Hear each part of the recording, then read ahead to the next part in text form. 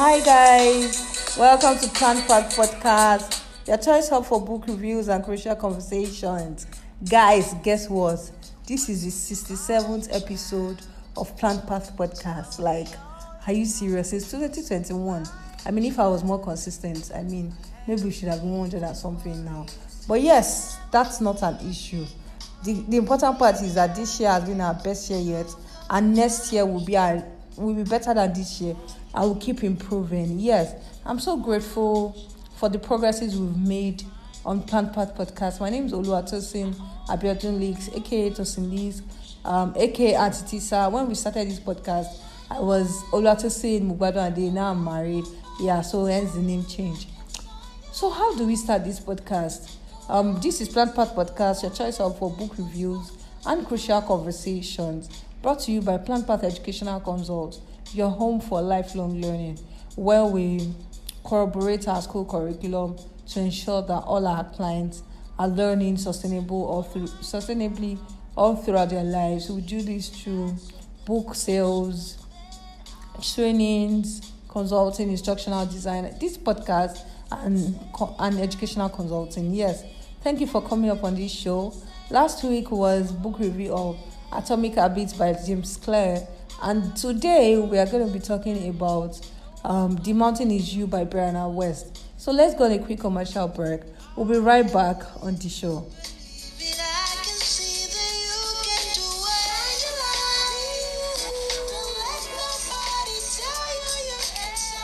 Shine your light, oh, that's Asha singing for us today. Don't let anybody tell you can't shine your light. And guess what? Sometimes that person that is saying you can't shine your light is not any village person. It's not your uncle in the village. It is not someone that doesn't like you. That person can be you. Hence this book review, The Mountain Is You. This book. Let me first acknowledge the fact that before you guys come for me, let me acknowledge the fact that sometimes you can be in an environment, in a climb, right, where the environment just seems to want to frustrate you. And there are just challenges in your environment. Especially for Nigerians in Nigeria, listening to this is important that I say this. I've wanted to record this podcast, right? In fact, I started recording in between, like they took the lights, the national grid went off again. And I was like, oh my God. This is the second time this week. What's up with this national grid? It's like we'll go and buy paracetamol for this national grid because it's not even doing well at all. You grab. Like, it can be very annoying. If I was in some other countries of the world at the moment, once I buy electricity units, no shaking, I would just be using light, you grab. So I acknowledge and I understand that sometimes the environment can pose some threat to achieving our goals. And that is really valid because we shouldn't invalidate that. The same way, when November started, I just realized that a lot of people online started talking about how, before everybody is flaunting their goals, but not everybody is emotionally intelligent. Like, actually, don't let me say everybody. Like, there's more awareness that, sometimes people try their best in the year to achieve those goals, but the circumstances weren't just right. The economy, life happened, and they couldn't just show up for their goals as they wanted to. So there was a lot of encouragement.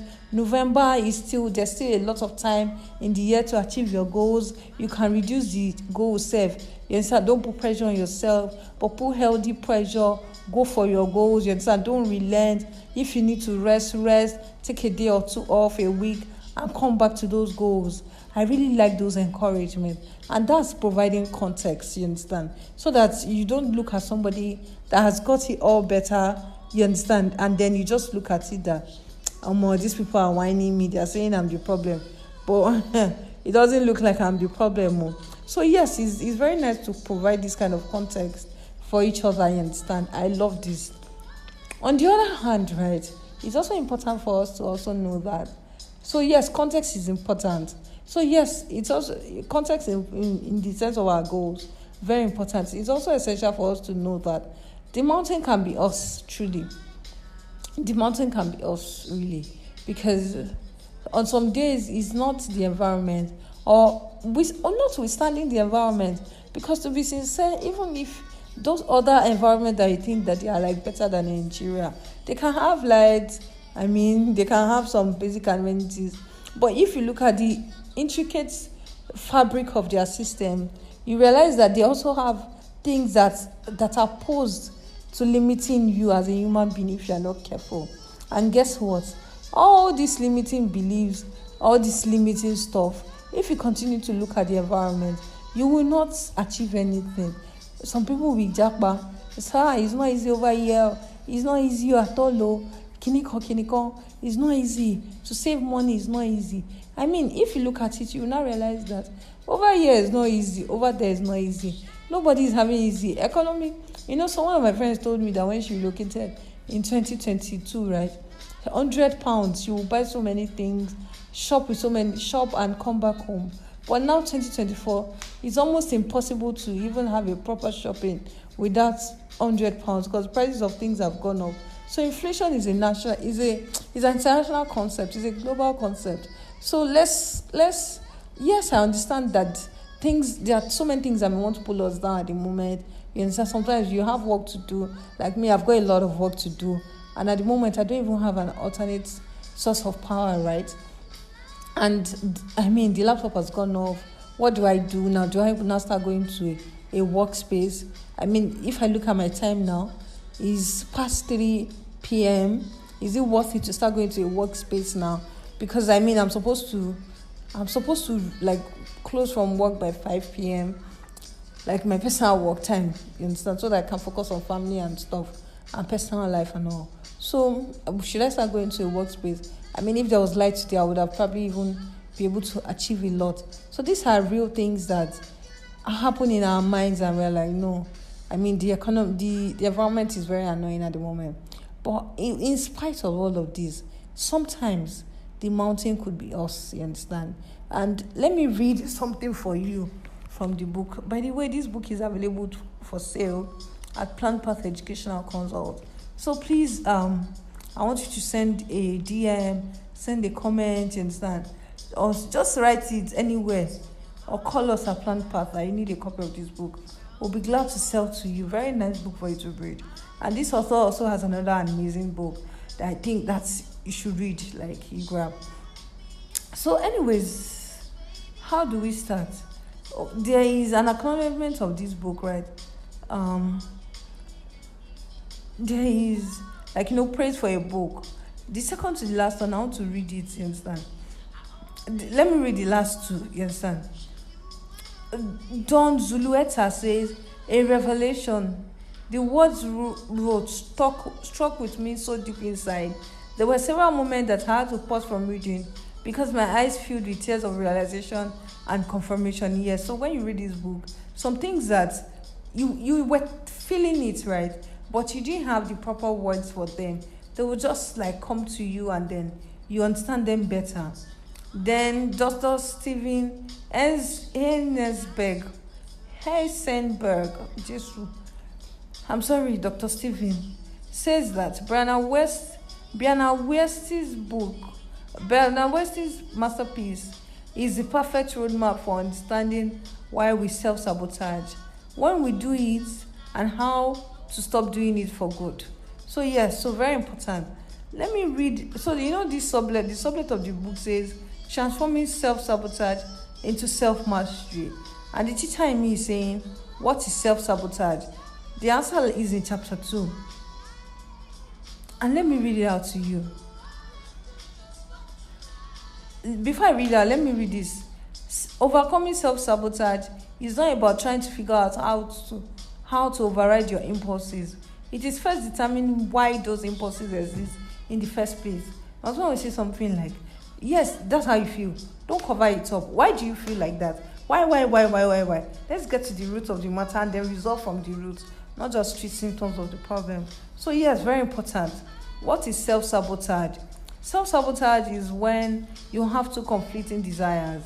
One is, I'm reading directly from the book, please. Self-sabotage is when you have two conflicting desires. One is conscious, one is unconscious. You know how you want to move your life forward, and yet you are still, for some reason, stuck. When you have big, ongoing, insurmountable issues in your life, especially when the solution seems so simple, so easy and yet so impossible to stick with. What you are, what you are not, what you have are not big problems, but big attachments. People are pretty incredible in the fact that they basically do whatever they want to do. This is true of everything in human life. Regardless of the potential consequences, human nature has revealed itself to be incredibly self-serving. People have an almost superhuman way of doing whatever they feel compelled to do, regardless of whom it could hurt, what was it could spawn, or what future it would put at risk. When you consider this, you begin to realize that if you are keeping something in your life, there has to be a reason you want it there. The only question is why.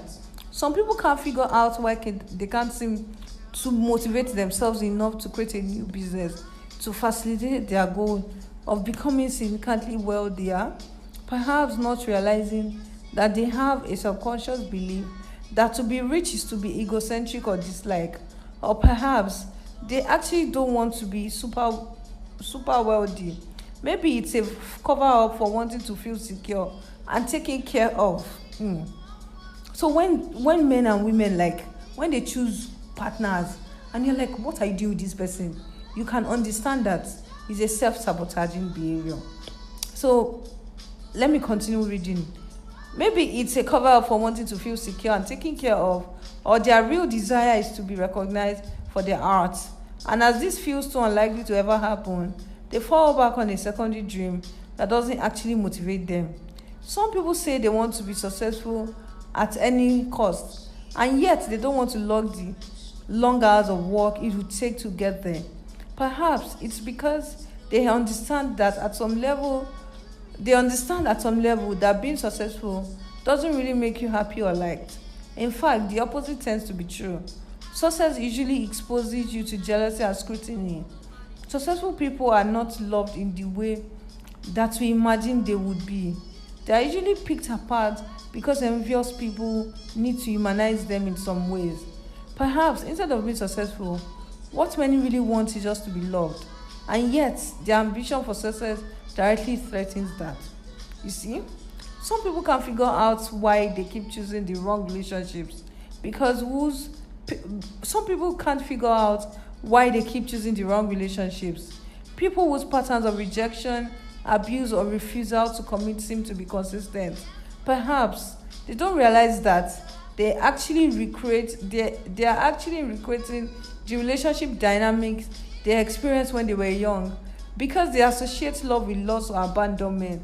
Perhaps they want to recreate family relationships in which they felt helpless, but to leave them again as an adult, where they can help the addict, the liar, or the broken person. When it comes to self-sabotaging behaviors, you have to understand that sometimes it's easy to get attached to having problems. This book calls it being masochistic. Just loving your problems, right? Being successful can make you less liked.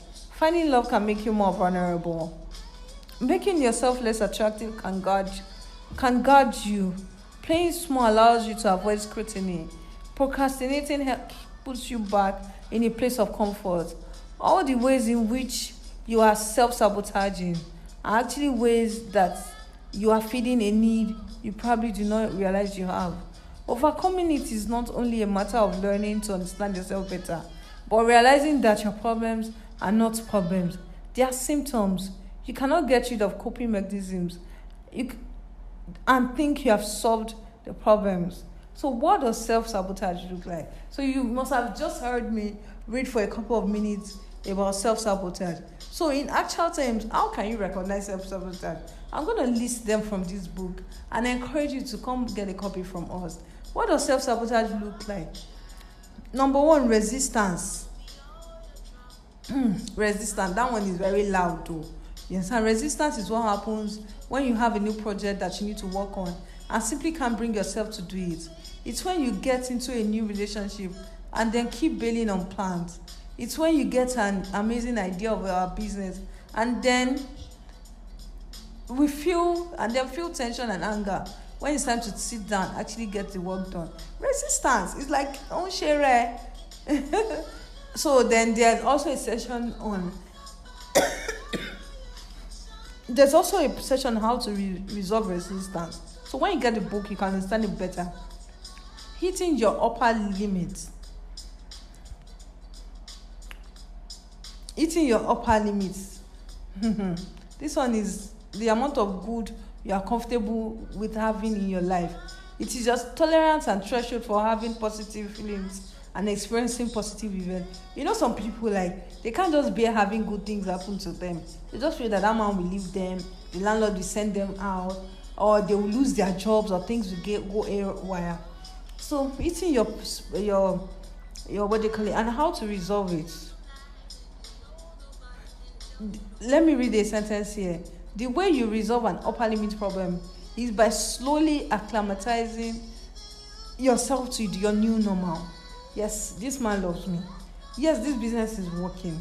Yes, my children are healthy. I have healthy children. Just slowly, it will take time. You know, one of my friends and I, some minutes ago, we just had a Bible study, and we're just talking about John 1, let me get it. John 1, sorry, I want to get it, I don't want to say the wrong thing. John 1 verse 16. Therefore, let me read it. For out of his fullness, the superabundance of his grace and truth, we have all received grace upon grace, spiritual blessing upon spiritual blessing, favor upon favor, and gift heaped upon gift. And we're saying sometimes we don't act like this. So because maybe we don't believe, so the experiences of our lives have not proven to be true with respect to what God is saying. But slowly in our mind, we need to allow it sink in. Maybe just repeat it to yourself. When things happen, when you even flop, you just repeat it. Oh, I've actually received, and this is who I am now. Uprooting. Uprooting means you're always beginning your new chapter. You're always just beginning your new chapter, but never really finishing it. People will just start projects and don't finish. It's a real issue. You have to recognize the pattern to make this happen, you understand? And then, you go on. You go on, you understand? You go on to resolve it. There are a lot of tips in these books to help. Perfectionism, like what Don Zueleta said. You just look at yourself like, this is me. Perfectionism. When we expect our work must be perfect the first time we do it, we end up getting into the circle of perfectionism. Perfectionism isn't actually wanting everything to be right.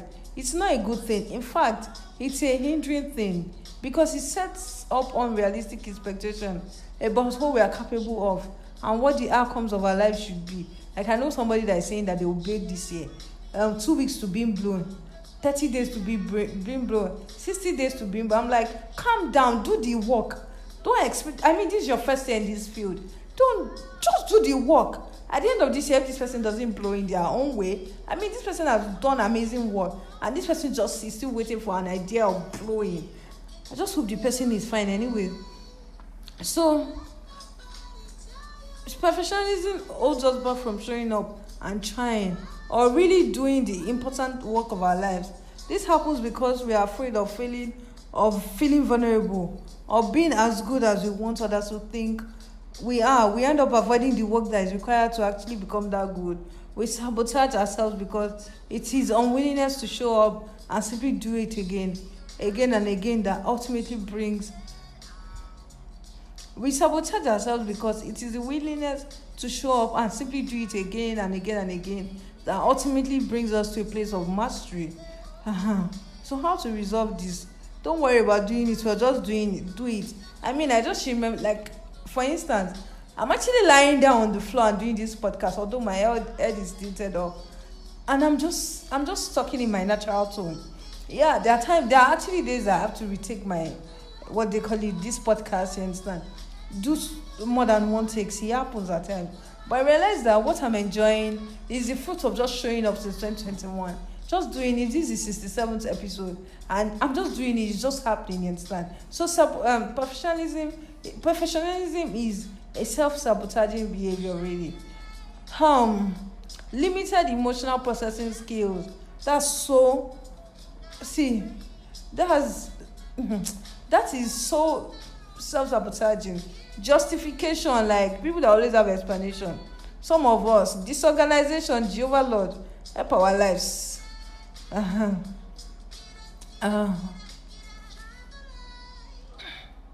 so yeah, a clean, organized workspace for both work and living is essential to thrive in. I don't remember going to any rich person's house, wealthy person's house, and her place is not organized. My house is not disorganized. Anyways, this means that a tidy home, clothes that are easy to reach and put together each morning, a clean kitchen, and an organized desk. Paperwork should be filed in one space. Your bedroom should be calming, and everything should have a home that it can return to at the end of the day. Without cleanliness, we create fewer opportunities for ourselves. Nothing positive nor beautiful flows from chaos. Deep down, we know this. Often, we are self-sabotaging through disorganization. It is because when we are very clean or organized, we get an uneasy feeling.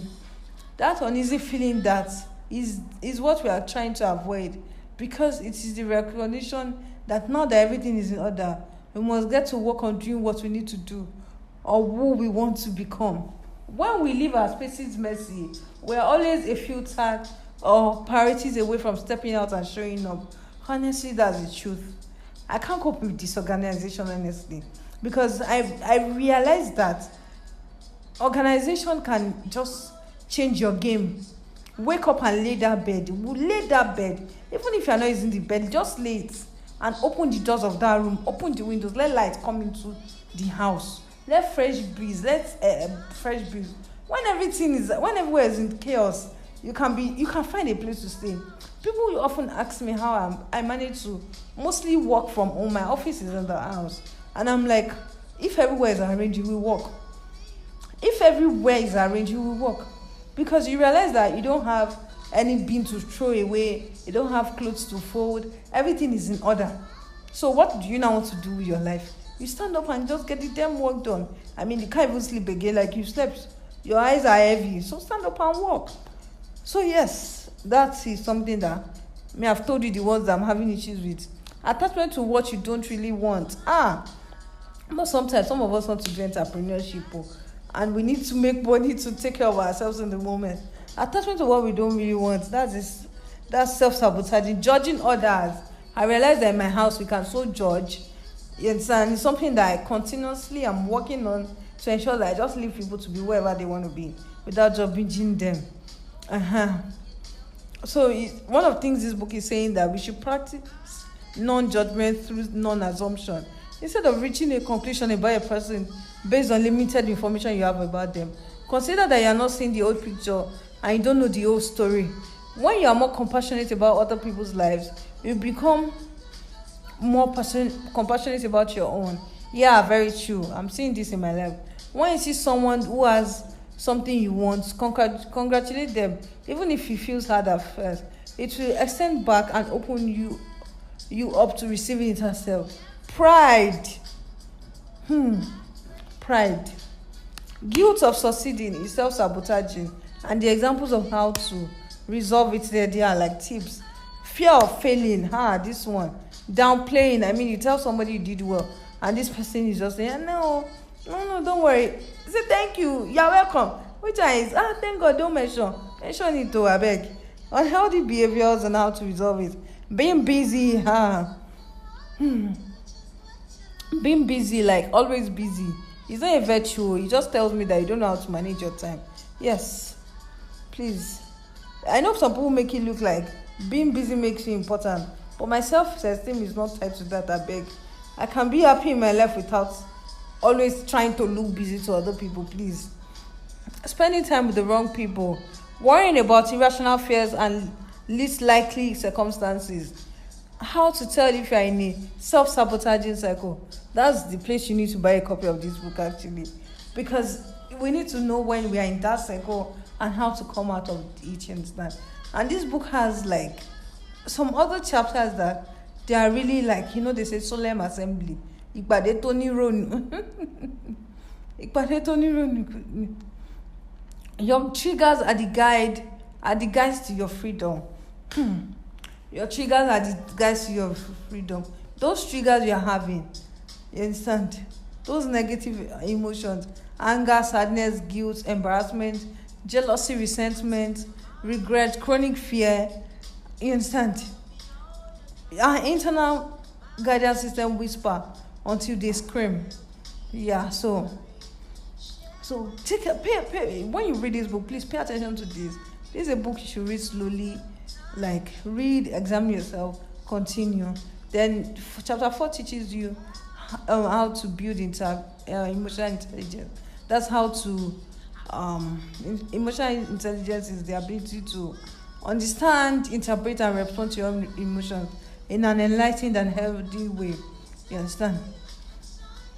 Yeah, so your brain is designed to resist what you really want. I think I want to close with this because something happens to the human brain when we get to what we really want. When we imagine what goals we want to achieve, we often do so with the expectation that they will elevate the quality of our lives in some tangible ways. And once we have arrived at that place, we'll be able to coast. Coast as in let go, relax in life, let things be for a while. But that is not what happens. Neurologically, when we get something we really want, we just start to want more. New research in the nature of chemical dopamine, which was previously believed to be driving force behind desire, loss, and acquisition, proves that it is more complex than previously thought. In The Molecule of More, Danesi Lieberman explained that experts who studied the hormone found out that when an individual was introduced to something they highly desired, the dopamine surge would diminish after acquisition. Dopamine, it turns out, is not the chemical that gives you pleasure. It's the chemical that gives you the pleasure of wanting more. Interesting. That's why people that use drugs, they want more. So the big, huge goal that you are working toward, you will get there, and when you get there, there will be another mountain to scale. This is one of the many reasons that we deeply sabotage what we truly want. We know instinctively that arriving won't give us the ability to abstain from life. It will only make us hungrier for more. Sometimes we don't feel up for that challenge. So while we are now on the way, a toxic cocktail of neurological biases start piling on the other one, and we start to resent, judge, and even vilify the object of our greatest desire, because we know that nothing really satisfied our desire. Yes, I think it's a good time to bring this episode to its close. At least from listening, you must have picked one or two things that will help you.